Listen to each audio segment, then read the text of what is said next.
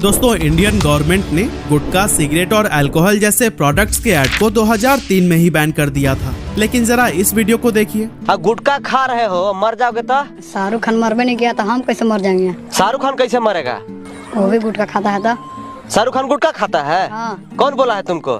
प्रचार में देखे हैं। अच्छा, प्रचार में देखे। इस वीडियो में शाहरुख खान से इंस्पायर होकर एक 10 साल का लड़का भी अब गुटखा खाता है। लेकिन अगर मैं आपसे कहूं कि शाहरुख खान ने आज तक कभी भी गुटखे का ऐड किया ही नहीं है तो क्या आप बिलीव करेंगे? शायद नहीं, क्योंकि आपके माइंड में सबसे पहले यह एडवर्टीजमेंट आएगा।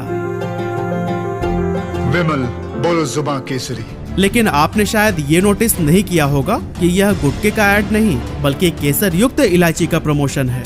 असल में इसे ही सरोगेट एड्स कहते हैं, जिनके जरिए कंपनीज धड़ल्ले से उन प्रोडक्ट्स का प्रमोशन कर रही हैं जिन पर गवर्नमेंट ने बैन लगाया हुआ है। शाहरुख खान, अजय देवगन, अमिताभ बच्चन और अक्षय कुमार जैसे बड़े बड़े सेलिब्रिटीज पान मसाला और गुटखे जैसे हार्मफुल प्रोडक्ट का इनडायरेक्टली ऐड करने के बाद भी खुद को दोषी नहीं मानते। हाँ, कुछ सेलिब्रिटीज ऐसे भी हैं जो कि सिचुएशन की सीरियसनेस को समझते हैं और करोड़ों का लालच देने के बावजूद इस तरह के एड्स को प्रमोट नहीं करते, जिनके बारे में भी हम आगे वीडियो में बात करेंगे। लेकिन क्या गवर्नमेंट को इन ब्रांड्स की चालाकियों के बारे में नहीं पता? और अगर पता है भी तो क्यों इन पर कोई सख्त कदम नहीं उठाए जाते? आज के इस वीडियो में हम सब कुछ बहुत डिटेल में जानने वाले हैं।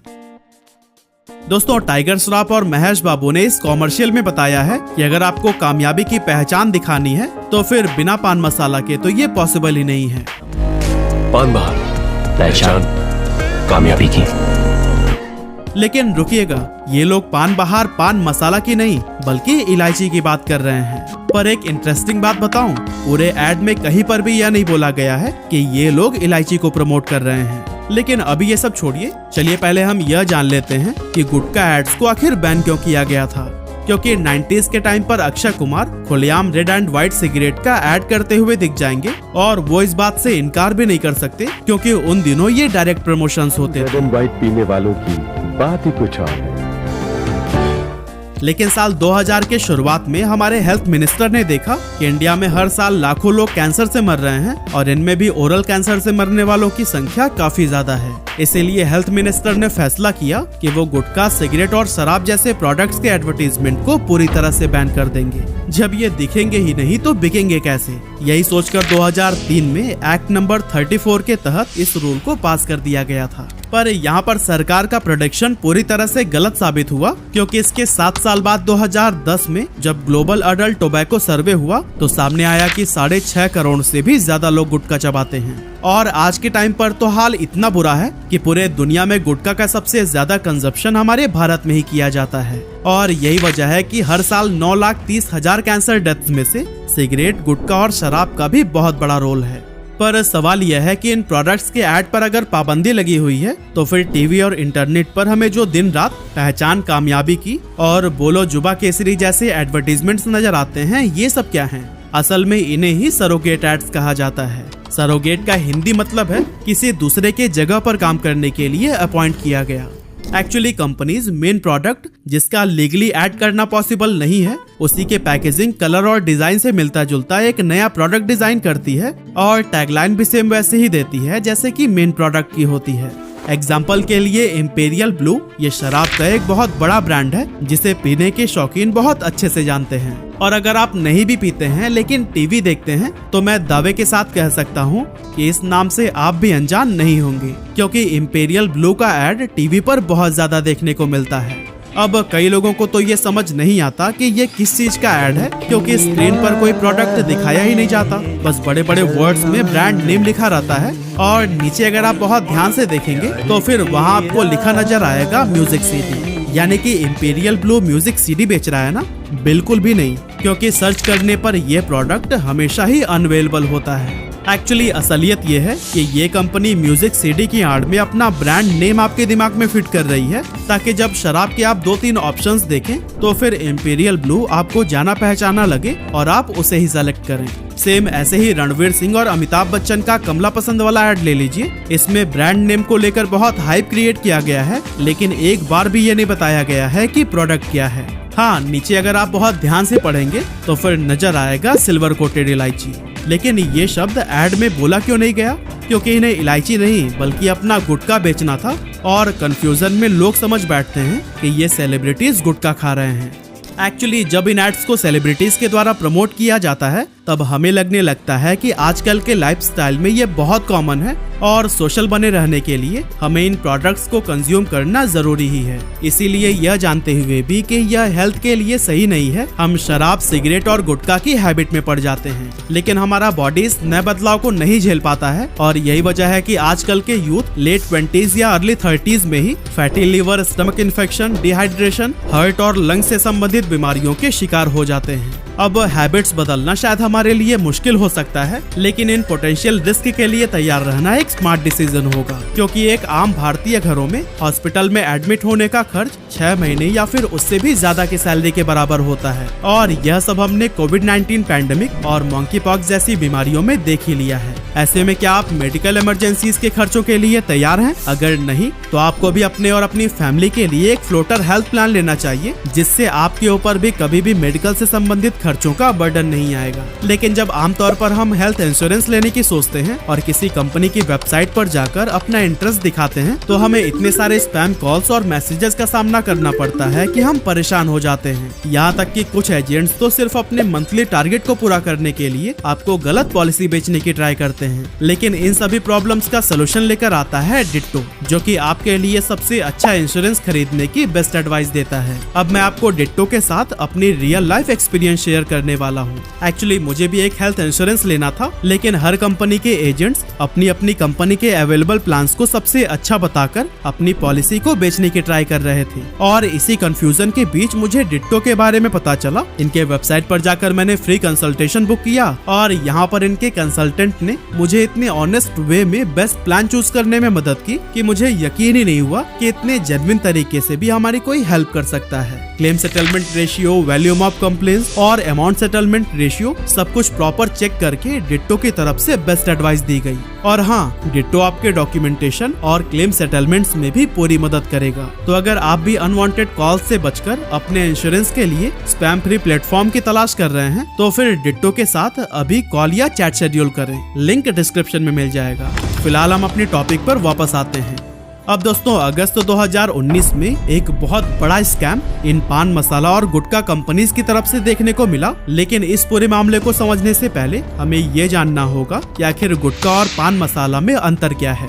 असल में दोस्तों, पान मसाला के अंदर वही सारे इंग्रेडिएंट्स होते हैं जो कि नॉर्मल पत्ते वाले पान में डाले जाते हैं। बस फर्क इतना है कि इसे सुखाकर इसका एक मिक्सचर तैयार किया जाता है जिसमें सुपारी, मसाले, कलर और फ्रेग्रेंस शामिल होते हैं। इसे food safety and standards authority of India के तहत एक फूड प्रोडक्ट माना जाता है, इसीलिए इसके ऐड और बिक्री पर किसी भी तरह का प्रतिबंध नहीं लगाया गया है। लेकिन इसके साथ में सेहत के लिए वार्निंग देना जरूरी है, क्योंकि इसमें सुपारी होती है जो कि मुंह के कैंसर का कारण बन सकती है।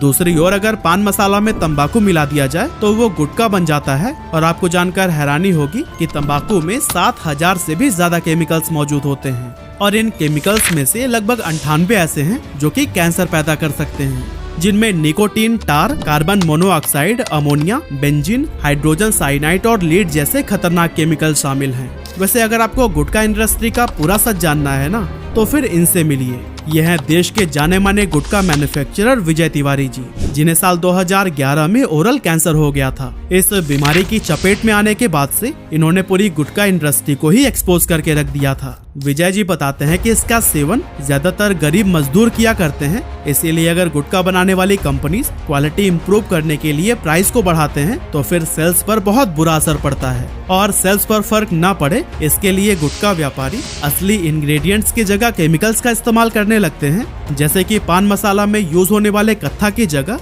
ये मैग्नीशियम कार्बोनेट और गैम्बियर का यूज करते हैं ताकि वैसा ही स्वाद दिया जा सके।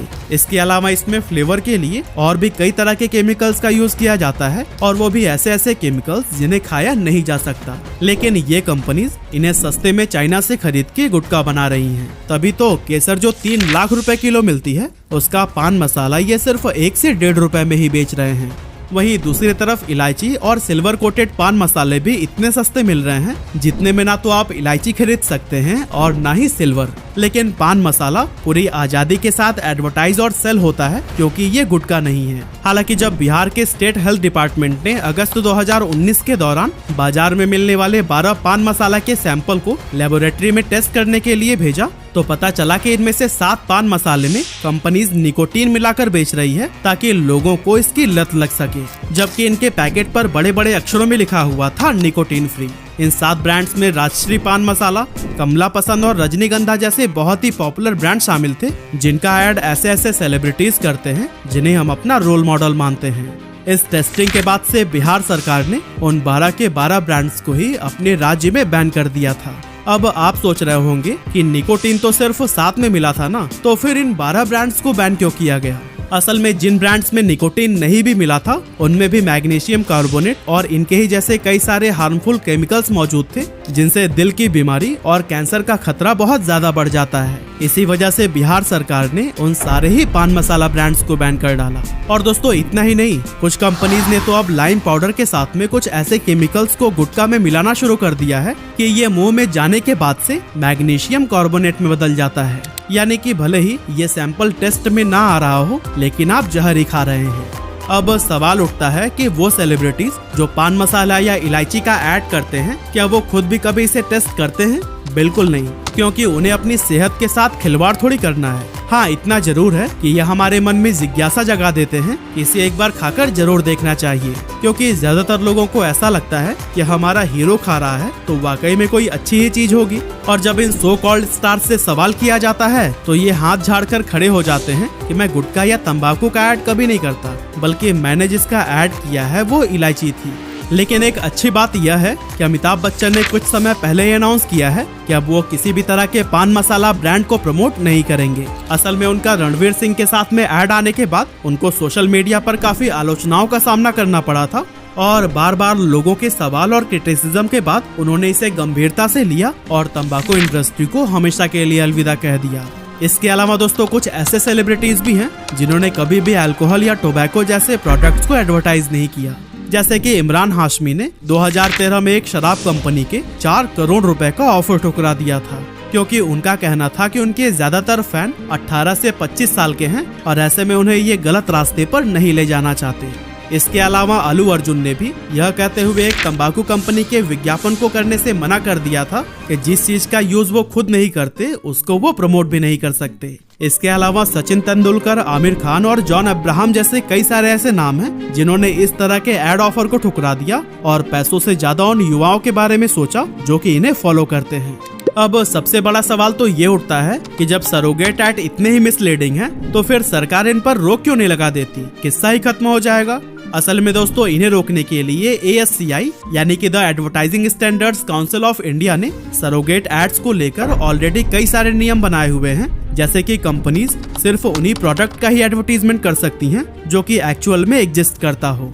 एग्जाम्पल के लिए मान लीजिए कोई कंपनी सिल्वर कोटेड इलायची का ऐड चला रही है, लेकिन मार्केट में ऐसा कोई प्रोडक्ट ही नहीं है, तो ऐसे में वो कंपनी इस प्रोडक्ट का ऐड नहीं कर पाएगी। इसके लिए एक जेन्युइन प्रोडक्ट होना जरूरी है। साथ ही कंपनी को शो करना होगा कि सिर्फ इस प्रोडक्ट के लिए ही उन्होंने फैक्ट्री सेटअप या फिर मशीनरी जैसी चीजों में कम से कम 10 करोड़ रुपए इन्वेस्ट किए हुए हैं, या फिर इस प्रोडक्ट का टर्नओवर होना चाहिए 20 लाख रुपए पर मंथ का। अब गुटखा इंडस्ट्रीज में बहुत बड़ी बड़ी कंपनीज हैं जिनका टर्नओवर करोड़ों में है। ऐसे में उनके लिए किसी एक प्रोडक्ट पर 20 लाख रुपए पर मंथ शो करना कोई बहुत बड़ी बात नहीं है। खैर, इस रेगुलेशन में एक और भी चीज थी कि सरोगेट एड्स किसी भी बैन प्रोडक्ट की तरफ इशारा नहीं कर सकता। लेकिन अगर आप शाहरुख खान की रॉयल स्टेक का ऐड देखेंगे तो वो कहते हैं स्मॉल मिलाते जाओ लार्ज बनाते जाओ। स्मॉल मिलाते जाओ लार्ज बनाते जाओ। Seagram's royal Stag mega music, it's your life, make it large. अब बहुत से लोगों को पता है कि रॉयल स्टेग एक शराब बेचने वाला ब्रांड है। ऐसे में ये ऐड सीधे उसी तरफ हिंट कर रहा था, ना कि म्यूजिक सीडी की तरफ। हैरानी की बात यह है कि इस तरह के कई सारे एड्स को ASCI ने खुद ही पकड़ लिया था, लेकिन बैन करने की जगह उनकी तरफ से कंपनी को कहा गया कि वो थोड़े से मॉडिफिकेशन के साथ इसे वापस से रन कर सकते हैं। ऐसे में जब इन अथॉरिटीज की तरफ से ही कोई बड़ा स्टेप नहीं लिया जाएगा तो ऐसे में सरोगेट एड्स की आड़ में ये कंपनीज लोगों को तो कैंसर खिलाती ही रहेगी।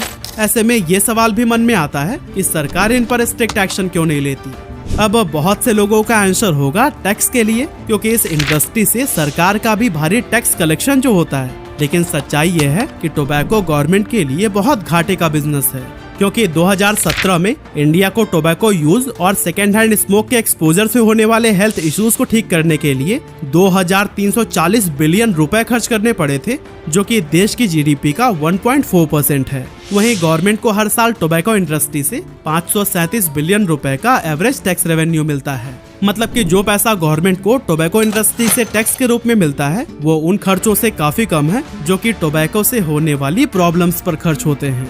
तो फिर सरकार इन्हें बैन क्यों नहीं कर देती? असल में दोस्तों इसके पीछे कई सारे रीजंस हो सकते हैं।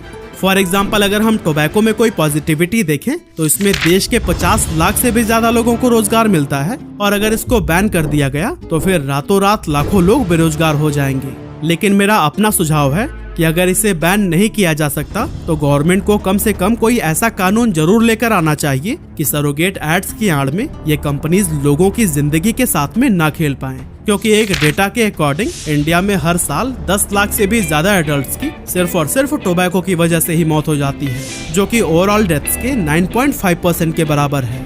इसीलिए अगर कंपनी बार बार सरोगेट एड्स के जरिए नियमों का उल्लंघन करती है तो फिर सरकार को चाहिए कि उनके खिलाफ सख्त लीगल एक्शन ले। जैसे कि अगर वो तंबाकू या अल्कोहल के लिए सरोगेट एड्स चलाती हैं तो फिर उस ब्रांड के किसी भी प्रोडक्ट का एडवर्टीजमेंट